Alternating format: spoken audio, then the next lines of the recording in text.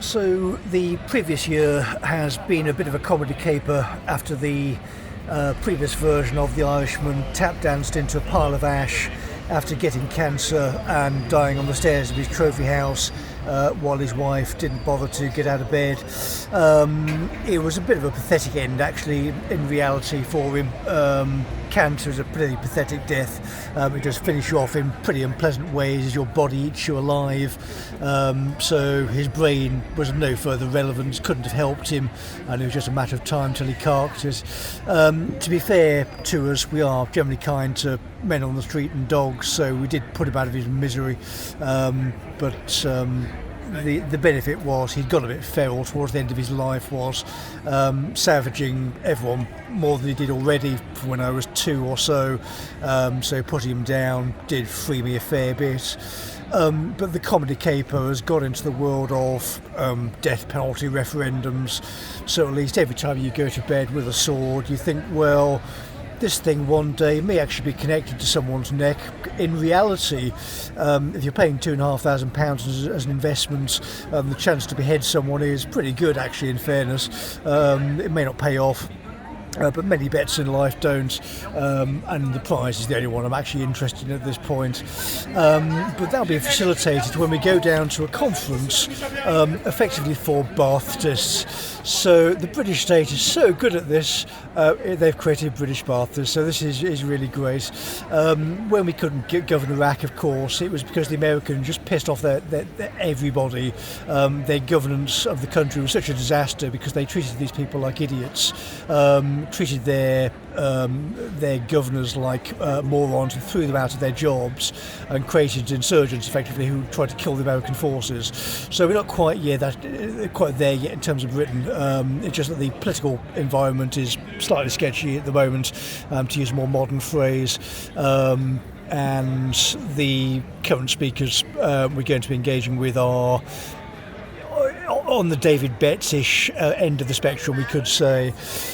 So we've now gone from not even a year from getting away from the cretins, but Birmingham's court service has been on a travel throughout the country on my back and is going for a little walkie again, totally securely, by the way.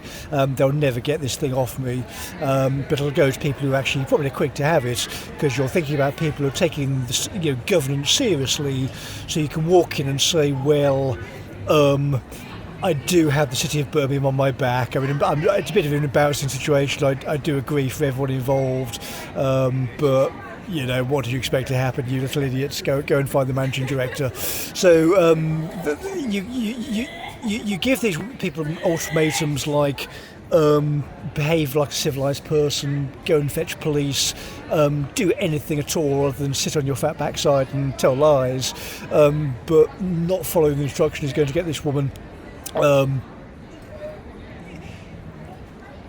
you've had many moments over the past year where you've sat there just mouth agog, just thinking about how these people behave, because they thought they can get away with it. But even after getting past the spooks, this is a further one. So if you actually discuss these people in front of this kind of audience, I have no idea what's going to happen to them, nor frankly do I care.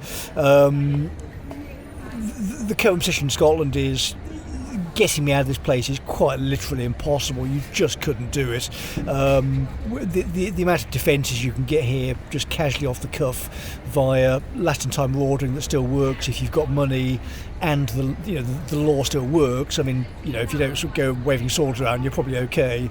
There's a rifle range. In terms of cities, if you want to actually defend yourself, this is the best place in the country to do it. If you're the self-defence people, well, duh, and you're in a place with a no-fly zone. So the Brummies are just food here, effectively. So even my toys are being taken away, and we can go out of the no-fly zone casually and catch them via drone. So at this point, they're just shitting themselves. They're just done. You're talking cowardly bureaucrats.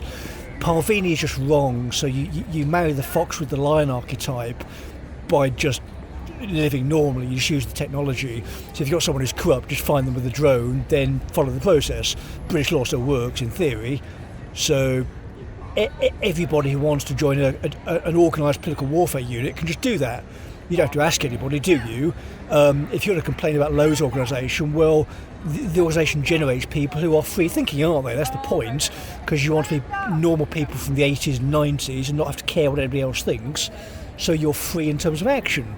So if you want to organise a drone warfare division, then go and do it. If it's legal and not interfering with anything else, but in terms of civil militias, you'd want one anyway, wouldn't you? If you're thinking about personal defence, then drones in the modern world are fairly standard, aren't they? Stick them above your car. Look out for bad driving, that kind of stuff. People who do paragliding, look out for your route, make sure you're not dangerous, you're not hurting people on the way down, that kind of stuff. Basic safety would now require these things. So for £1,000 you can get a really powerful tool to look around your environment and keep yourself and other people safe, sort of thing a compliance officer would do and think about as part of departmental policy, but what are the fuckwits doing? So the clock these women are on, it just went and gone long ago.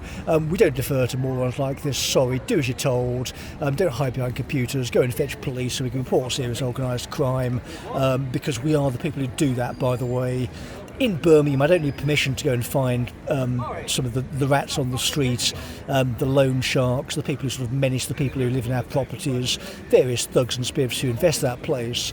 But when these people start infesting the buildings we're working for, these people are being removed. And they can't be behind the buildings, and they can't be behind computers, because our guys with computers and brains are better than yours. And it's demonstrated every time we get into a conflict because you run away. So, as of tomorrow, anybody in the country, please, Deborah Agentieri, whoever the fuck this woman is, and the managing director, please, Joanne.Roney. You couldn't miss this bitch from space. The ugliest creature you've ever seen, inwardly and outwardly, has no redeeming qualities. Just find it, please, and put it out of the crowd.